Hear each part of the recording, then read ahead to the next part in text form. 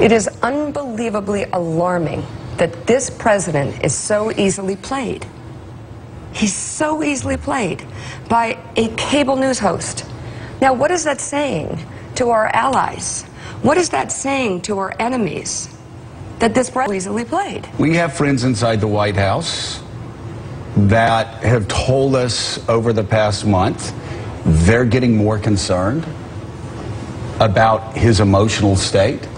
And also more concerned at the same time self-control about what's happening across the world. There are bad things brewing across the world.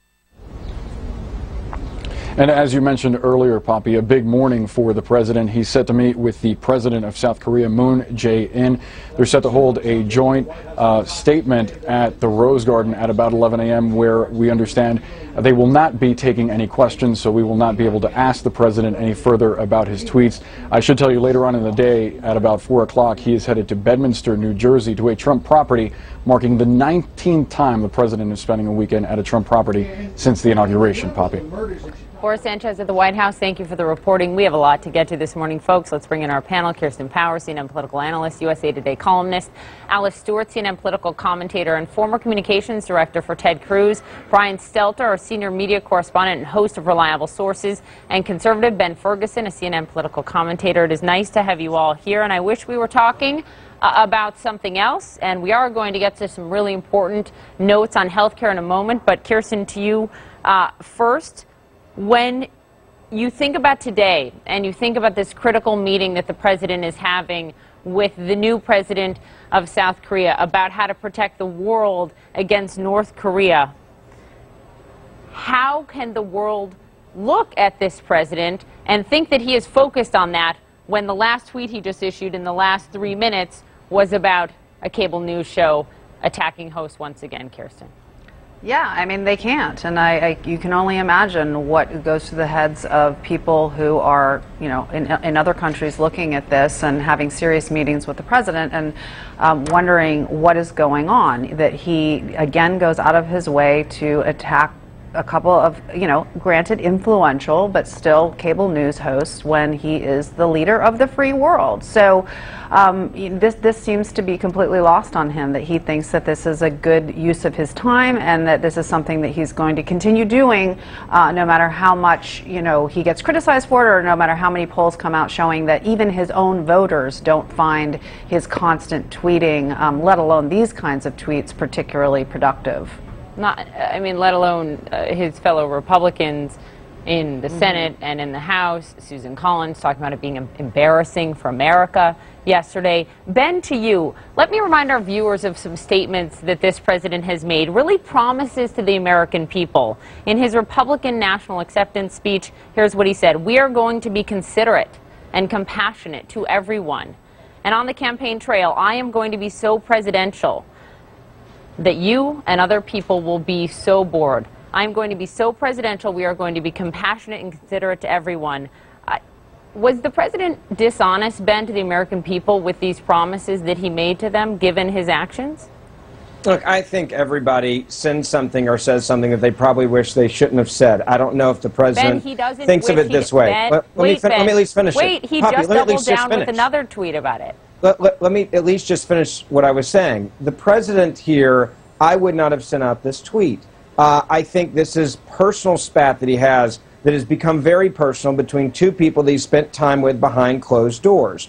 I don't think that that's a tweet that should be sent out. I always ask the question, was it worth it? Obviously, it has taken the agenda off the table that he's trying to work on, at least in the media, and that's something that was not worth it for him to put out this tweet. I also think that the president probably tweeted this and went right back to doing his job. So I do think that some people are over-exaggerating and overplaying how much here of some sort of influence this really had.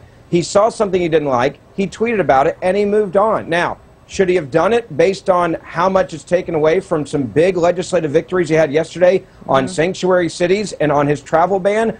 I would say no, it was not worth it. And so that's the big question that he has to ask himself before he tweets again. Is this going to move my agenda forward, or is this going to take away from big victories?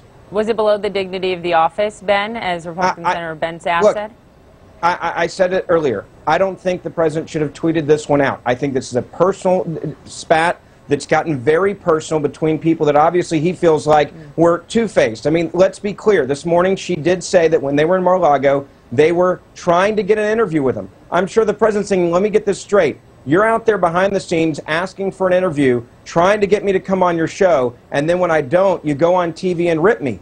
I can understand why the president would be upset about that and be mad, saying that's too critical journalists ask subjects, especially the president of the United States, for an interview and then continue to be critical. That's journalism. Hold on, let me bring in. Hold on, let me bring in Brian Stelter. They're not ripping him because he's refusing to be interviewed. At least that's not the most logical explanation. I think they're critical of the president because they're scared that he's not fit to be president. I thought it was really notable this morning, Poppy, that they tried to reframe the conversation. Joe and Mika are saying, this is not about us, it's about the president. He is not well.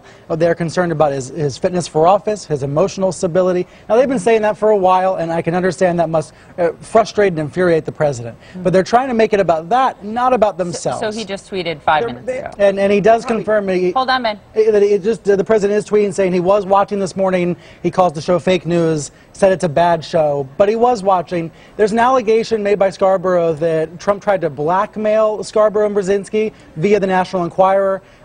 Trump's denying that. Scarborough says he has proof, he has receipts, he has text messages, so we'll see where that goes. But the broader point here is that this feud with a cable news host is into day 2, and I wonder, where's the apology? So Ben, right? Where's the apology to Mika Brzezinski?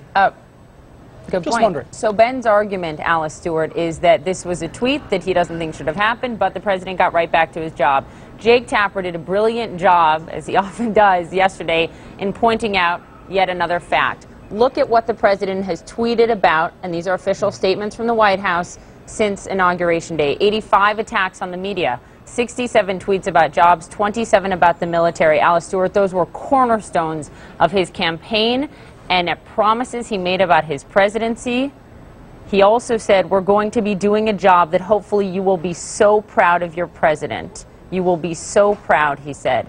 Do you think Americans are looking at this and believing that he is focused on those things and so proud, or something else? I don't think so, simply because while he did tweet about other things yesterday with regard to energy and national security and immigration, he set the agenda first thing in the morning by tweeting a personal attack against a television host. And the White House yesterday said, look, the American people voted for him because he is tough, he's smart, and he's a fighter. They absolutely did, but they expected him to use the bully pulpit of the White House to fight for them, not take out personal vendettas against television TV hosts. That's where he's making the mistake. He has the opportunity to use his vast Twitter following to further his agenda, and he's not doing it. Look, I worked on a campaign for a governor who is now a fine governor of a great state. He would ask me to send news clips in the morning but withhold the negative op-eds or pieces on him because he didn't want to see that reporter and have a bad feeling about them as he was going throughout the day and they were following him, because he respected them and he wanted to have a clear level playing field when he was dealing with them, and he gave everyone the same level of respect. I wish this White House would do the same, because it would make their jobs a lot easier and allow them to focus on what they are doing well behind the scenes, is working on their legislative agenda and working for national security and trying to get health care passed. Unfortunately, it's getting lost in all the tweets.